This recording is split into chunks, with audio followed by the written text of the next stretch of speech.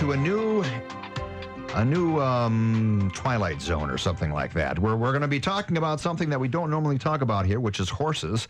We have commercials about horses and horse shows and horse fairs and things like that, but the discussion we're going to be entering into here is a little bit different. It's about real horses that are being rescued. My guest today is DeeDee Golberg. She's got a ranch. She calls it a farm out west of town, but it's more like a ranch than anything. DeeDee, you said that they call them ranches out west and farms here. Yes, that's just seems to be one of those typical things.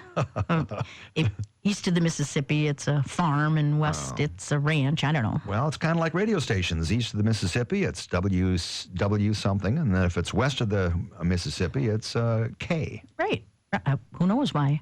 Well, it's just to distinguish radio stations. You know, there's lots of, would be too many W's out there. You know, you just get confused. There are a few exceptions. Some very early radio stations were designated with K's that were actually on the east side. Oh. So, at any rate, let's get into our talk now. The Mustang Sanctuary is what we're talking about, right? That is that actually a place, or is that just a bunch of farms like you have around that are helping save horses?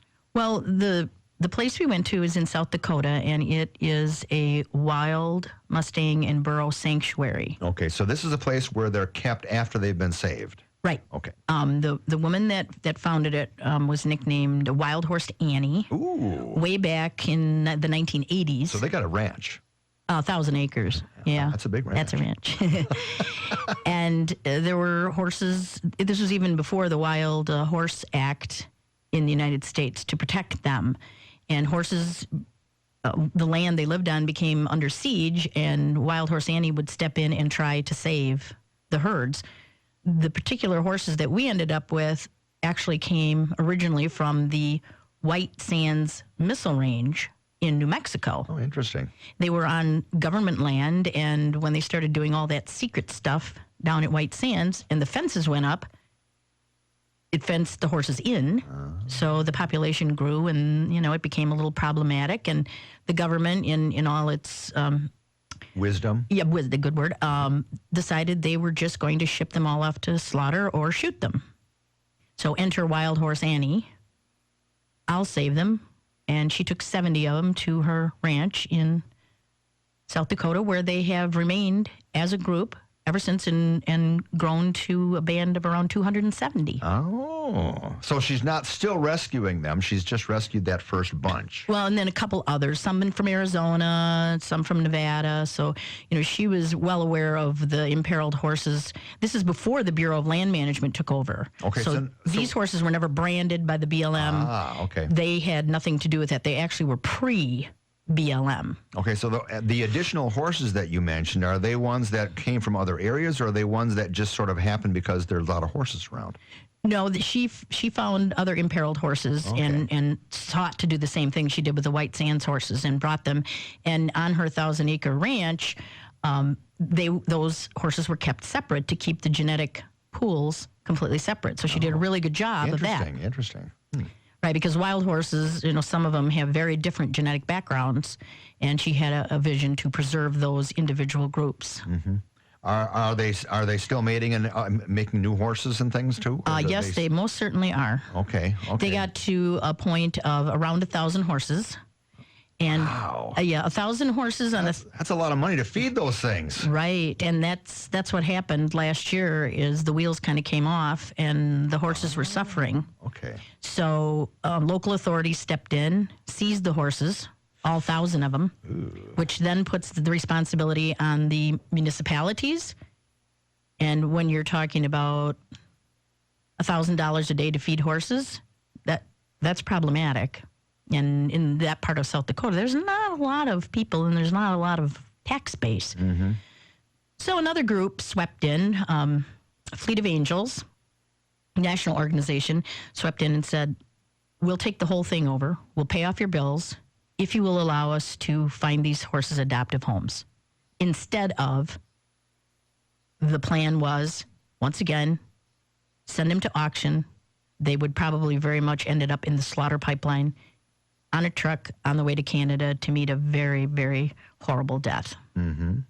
So That's what you and your group did then? We came in after they had the horses. They sent messages out to all of us rescues that are associated with them and said, please, can you help us with some of these horses? If everybody can help with a few, we'll get the numbers down where they're more manageable, and okay, they have. Timeline, when they reached out to you, when was that? Was that like 10 years ago, 15 years ago? About 2 weeks. Oh, 2 weeks. Right. Well, you've had horses on your ranch for a while now. Well, Spirit Horse Equine Rescue has existed since March of 2008. Right. Okay, that's kind of what I was getting at. So you've been involved in this even before. Oh, yes. What was her name again? Wild Horse Annie. Wild Horse Annie.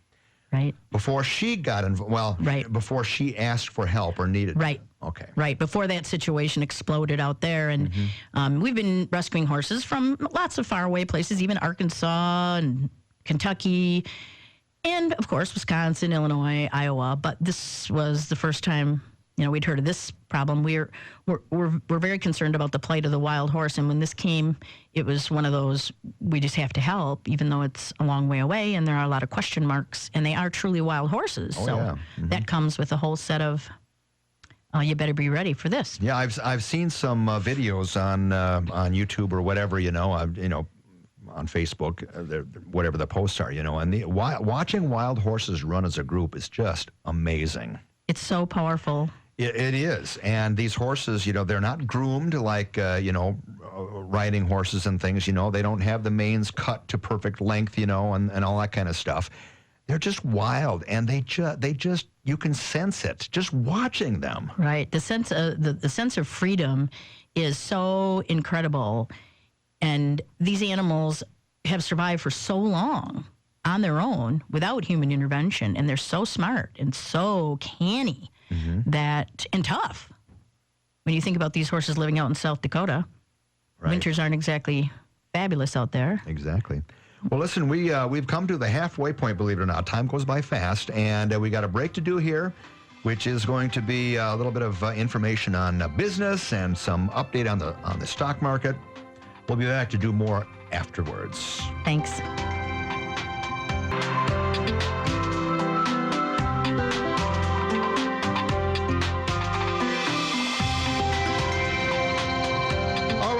Jump back into the program here because we have lots of information to pass along. And I introduced DeeDee Golberg, and she's been kind of filling us in on what's going on with all these horses. She brought along with her a friend of hers that is on the board. A board of what, by the way? The board of directors of Spirit Horse Equine Rescue. Okay, and that is Susan Peterson. Susan, say hi to everybody. Hello all there. All right, there you go. See, now she gets chocolate, so... All right, thank you very much. That she's not really going to take part in the conversation. She just came to watch and see what's going on and stuff. Provide moral support. There you go. Well, you really need that? Everybody needs that. Oh, I suppose. All right, we were talking about what your farm ranch does, and that you've been involved in this now for some time anyway, and that you just recently got involved in also taking some horses from Wild Horse Annie. Is that right? Wild Horse Annie? Right. That was her original organization, Wild Horse Annie. Okay. And is that what she goes by? Yes. Oh, okay. She's no longer running the program. Another woman is, because Wild Horse Annie's quite old now. Oh, okay. So. Does she still, when you see her, do you say, hey, Wild? We've never met. Oh, okay. The whole thing, got kind of uncomfortable when the horses fell on hard times, and so it's rather strained. I suppose. So we just we went in, we chose our horses, or actually they chose us. And really, how do you do that? How does a horse choose you? Well, some people have probably experienced this if they go to a shelter for dogs or cats. There's that one that gives you the special stare or sticks their paw out if it's a cat.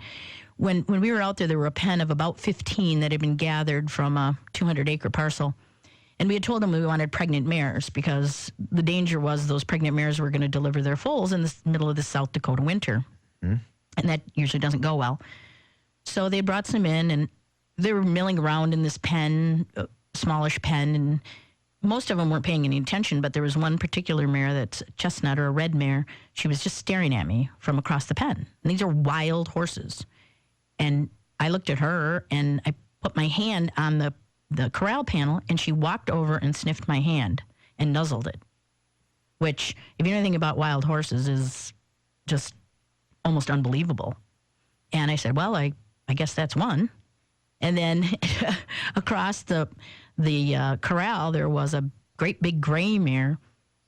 And again, everybody else was just milling around, and this great big gray mare was just staring at me, just continued to stare at me. It's your mane. It's my mane. And I said, that's the other one. So, and as it turns out, they had foals at their sides from last year. They were still nursing. So we said, we can't leave the babies behind. That would be too traumatic. So we ended up taking both moms and their current babies, and the mares are pregnant, so they'll be having new foals. Whenever, we don't know. One of these days we'll have a surprise. So once they chose you, did when the truck backed up, when you put them in the thing, they just willingly came and everything? And well, horses are really good at being what we call driven, and the way they set it up, the pen, and then they have like a chute, and then your trailer backs up to that. And they had to do very little, just kind of make some motion behind them. And they got in the trailer. We had hay in there, so when they got in there, they thought, oh, this isn't too bad. Yeah. And then you slam the door, and they were quiet as mice the whole way back. They I mean, their eyes looked a little worried, but well, that's because they were with you, right? Wild horse DeeDee.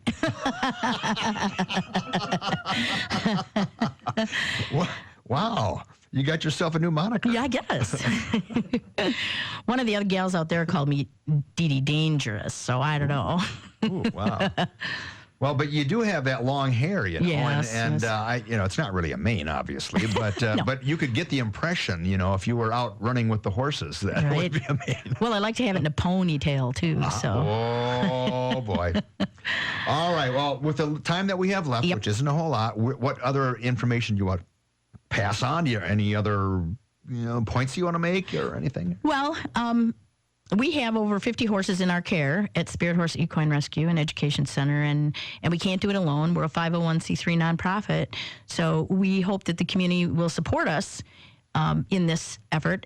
If there are people who would like to meet the wild horses, because they are pretty rare, and certainly east of the Mississippi, very rare, they can call or send us a message on Facebook or an email on our website.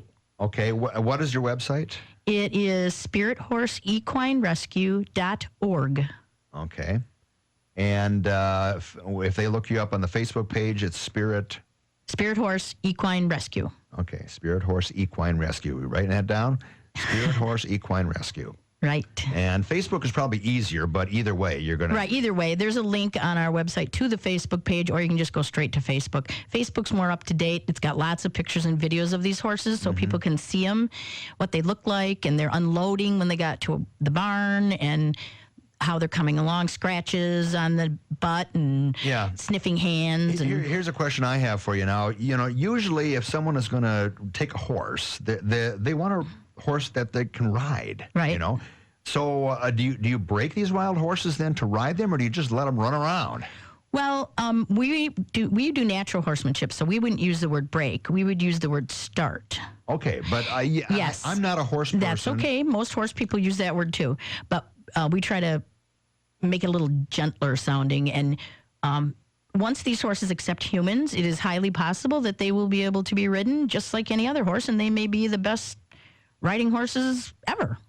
So your mission isn't to keep them wild necessarily. No. It's just to save them. Right. No, we don't want to keep them wild. We want to be able to take good care of them with veterinary care. And, they got tangles in their manes. We just love to be able to straighten that out and get their hooves trimmed and, just have them be friendly with people. Yeah. At the very least. They'll decide, really. Yeah, and as a matter of fact, if anybody's interested, they could come out to your place. Is that your place, the entire rescue play area, or is there? Well, we don't have our own facility as yet. That's something we're working on. We operate out of foster homes, but people could come and see them where they are being fostered home, which does happen to be my home. Okay. So how many horses do you have out there? Oh, quite a few. Well, let's see. You've got at least 4 with 2 on the way, right? Right, at least. And probably more than that. A couple. Are they wild? No. They've been started then. Oh, yeah. Yeah, most of them. I mean, most of them, you have to protect yourself when you go out there because they want to be your friend. Oh, that's nice. Yeah, they're sweet. DeeDee Golberg, thank you very much for helping us out to learn all about wild horses. And there's a song about wild horses somewhere out there. We'll have you back on sometime, okay? That'd be great. Thanks.